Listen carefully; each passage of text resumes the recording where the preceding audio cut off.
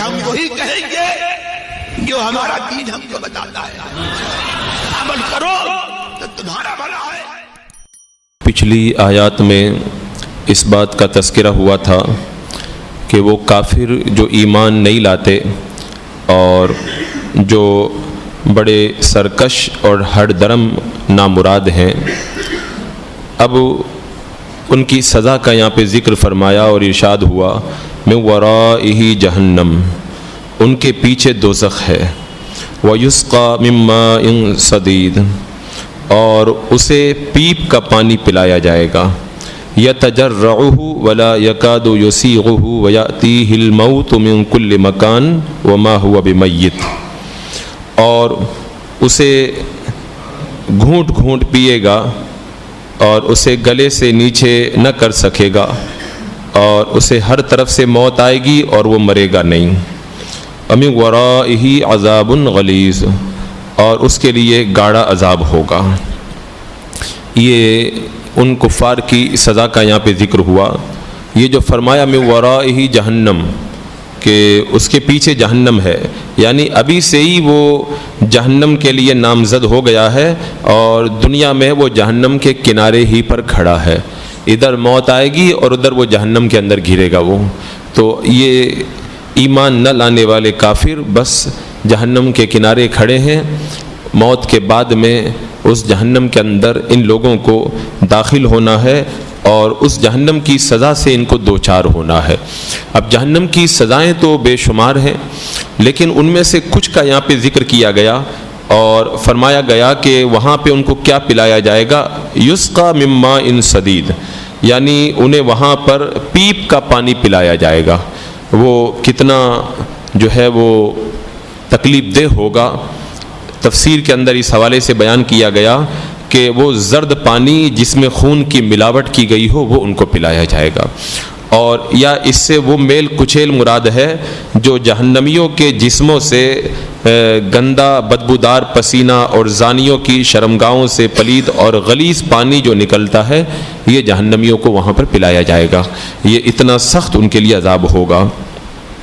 یہاں پہ ایک سوال ذہن میں آ سکتا ہے کہ جو گندا اور غلیظ اور خون اور پیپ ان کو جو پلایا جائے گا وہ پانی تو نہیں ہوگا۔ اللہ تبارک و تعالیٰ نے اس کو پانی کیوں کہا؟ یہ پانی تو نہیں ہے۔ تو مفسرین نے فرمایا کہ یہ اگرچہ پانی تو نہیں ہے لیکن جہنمیوں کو پانی کی جگہ میں پلایا جائے گا، اس لیے اس کو یہاں پر پانی کہا گیا۔ اور یا پھر اس کو پانی کہنے کی وجہ یہ ہے کہ اس کی شکل و صورت حیت جو ہوگی وہ پانی کی طرح ہوگی، اس لیے اس کو پانی کہا گیا، ورنہ وہ پانی ہوگا نہیں۔ اور وہ کیسے پئیں گے اس کو، یتجرعہ، یعنی یہ ایسے ہی ہو گیا جیسے کوئی پوچھنے والا پوچھ سکتا ہے کہ جب جہنمیوں کو ایسا غلیظ پانی ملے گا تو اس کو کیا کریں گے؟ تو جواب میں یہاں پہ بتایا گیا یتجرعہ، یعنی اس کا مطلب یہ ہوا کہ پیاس اور حرارت کے غلبے کی وجہ سے وہ بتکلف ایک ایک گھونٹ کر کے پینا چاہے گا، منہ لگائے گا اور پھر ہٹائے گا، چھوڑ دے گا، پھر پیے گا تھوڑا سا، پھر چھوڑ دے گا۔ اس قدر جو ہے وہ اس کی کرواہٹ اور بدبودار کی وجہ سے اس سے وہ تکلیف محسوس کرے گا۔ اور جب پیے گا تو کیا ہوگا، ولا یکاد یسیغہ، یعنی وہ گلے کے نیچے بھی ان کے نہیں اترے گا، گلے سے نیچے اتارنا تو بہت دور کی بات ہے، اس کو دیکھنا بھی وہ گوارا نہیں کرے گا، مگر مجبوری کی وجہ سے چھوٹے چھوٹے گھونٹ بھرے گا اور بڑی مشکل سے وہ اس کو جو ہے وہ پینے کی کوشش کرے گا۔ تو یہ ان کو جہنم کے اندر عذاب ہوگا۔ اور اس حوالے سے فرمایا گیا کہ وہ پانی ایسا گرم ہوگا کہ منہ کے قریب لے کر کے جائیں گے تو منہ کا چمڑا ادھڑ جائے گا اور وہ اس پانی میں گر جائے گا، اور اگر پیٹ میں جائے گا تو آنتیں باہر نکال کر کے رکھ دے گا۔ اور حدیث پاک میں ہے جب وہی پانی اس کے قریب میں لایا جائے گا تو اس سے وہ نفرت کرے گا، لیکن منہ کے قریب جب لایا جائے گا تو اس کے چہرے کو جلا دے گا، یہاں تک کہ اس کے سر کے ٹکڑے ٹکڑے کٹ کر کے گریں گے، اور اس وقت جب اس کے پیٹ میں جائے گا تو اس کی آنتیں پیٹ میں سے گل سڑ کر کے پیچھے کے مقام سے باہر آ جائیں گی۔ یہ اتنا سخت جو ہے وہ عذاب ان کو وہاں پر دیا جائے گا۔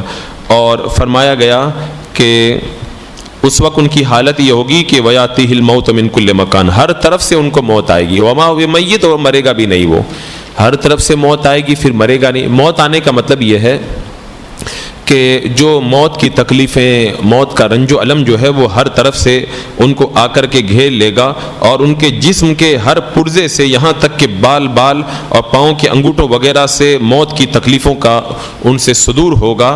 اور اس سے یہاں پہ بندے کو ڈرانا مقصد ہے کہ وہ کتنا سخت عذاب ہوگا، بندہ اس کا تصور کرے. اور وہ مرے گا نہیں. مرے گا نہیں کا مطلب یہ ہے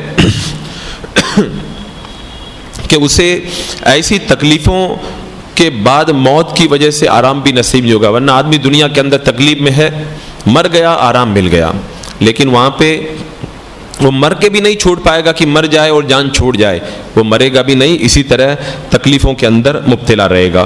اور فرمایا کہ اس کے بعد میں حال کیا ہوگا، وَمِن وَرَائِهِ عَذَابٌ غَلِيظٌ، اور اس کے آگے اور ایک سخت گاڑھا عذاب ہے. اس کا یہاں پہ ذکر کیا گیا کہ پیپ اور گندا پانی پینے کے بعد میں اتنی تکلیفوں میں مبتلا ہونے کے بعد ایک اور گاڑھا عذاب بھی اس کو دیا جائے گا. یعنی کافر کے لیے ہر آنے والی گھڑی پچھلی گھڑی سے زیادہ سخت ہوتی چلی جائے گی، اور ہر گھڑی کے اندر اس کا عذاب جو ہے وہ بڑھتا ہی چلا جائے گا، وہ عذاب کم نہیں ہوگا. ہاں یہ تو ہے کہ کافر کا عذاب کم نہیں ہوتا ہے، مگر اللہ کے رسول صلی اللہ علیہ وسلم کا یہ کرم ہے، کچھ کافروں پہ انعام ہوا. جیسے مثال کے طور پر ابو لہب یہ بڑا ہی دشمن رسول کافر تھا، لیکن میرے آقا علیہ السلام جب پیدا ہوئے تھے تو اس کی باندی اس کے پاس میں خوشخبری لے کر کے گئی تھی کہ تمہارا بھتیجا پیدا ہوا ہے. تو اس نے خوشی کے اندر انگلی کو اٹھا کر کے اپنی باندی کو آزاد کر دیا تھا. تو اللہ تبارک و تعالیٰ نے اپنے محبوب کی آمد پر اپنی باندی، اس نے جو اپنی باندی کو آزاد کیا تھا، اس کے صدقے میں اس پر اتنا کرم فرمایا کہ موت کے بعد میں اس کو جب خواب میں دیکھا گیا تو پوچھا گیا کیا حال ہے. اس نے بتایا کہ جہنم کے عذاب میں گرفتار ہوں، پیر کا جب دن آتا ہے تو عذاب میں تھوڑی میرے اندر کمی ہوتی ہے، اور وہ دونوں انگلیوں سے میں پانی چوستا ہوں جس سے میں نے اپنی باندی کو انگلی اٹھا کر کے آزاد کیا تھا. اور ایک اور ہے ابو طالب.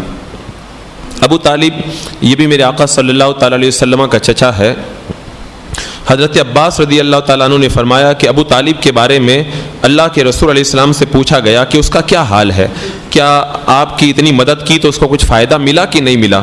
تو آپ نے فرمایا کہ ہاں وہ جہنم کے اوپر کے کنارے پر ہے، اگر میرا وسیلہ نہیں ہوتا تو جہنم کے نچلے کنارے پہ وہ جو ہے وہ چلا جاتا. تو یہ کچھ کافروں کا جو عذاب ہے میرے آقا علیہ السلام کے صدقے میں کچھ ہلکا ہوا، ورنہ جہنم میں کافر کا جو عذاب ہے وہ عذاب ہلکا ہونا نہیں ہے، وہ ہمیشہ ایسے ہی ان کو عذاب کے اندر مبتلا رہنا ہے. اور ابو طالب کے عذاب کی جو تخفیف ہے وہ میرے آقا علیہ الصلوۃ والسلام کا صدقہ ہے. اور حدیث شریف کے اندر آیا ہے کہ سب سے آسان عذاب اس شخص کو ہوگا جسے کہا جائے گا کہ اگر زمین کی تمام دولت تمہیں دے دی جائے تو کیا تم اسے دے کر کے اپنے آپ کو بچانے کی کوشش کرو گے؟ تو وہ کہے گا ہاں. تو اللہ تعالیٰ حکم دے گا کہ میں نے تیرے لیے اس سے بھی آسان بنا دیا تھا کہ تو اپنے باپ آدم علیہ السلام کی پشت میں تھا تو تجھ سے کہا گیا تھا کہ میرے ساتھ کسی کو شریک مت ٹھہرانا، اگر تو اتنا کر لیتا تو عذاب سے بچ جاتا. بہت آسان کام تھا، لیکن آج اگر پوری زمین بھی اگر اس کو سونا بھر کے وہ دے کر کے دینا چاہے اور اس کے بدلے میں جہنم کے عذاب سے چھوٹنا چاہے تو جہنم کے عذاب سے چھوٹنے کا کوئی راستہ نہیں ہے. راستہ ہے تو آج ہے کہ بندہ ایمان لے آئے، بس آسان سا راستہ ہے. لیکن مرنے کے بعد تو پھر ساری زمین سونے کی بھر کے دے دے اور پھر چاہے کہ میں عذاب سے چھوٹ جاؤں تو وہ چھٹکارا نہیں ہے اس کے لیے.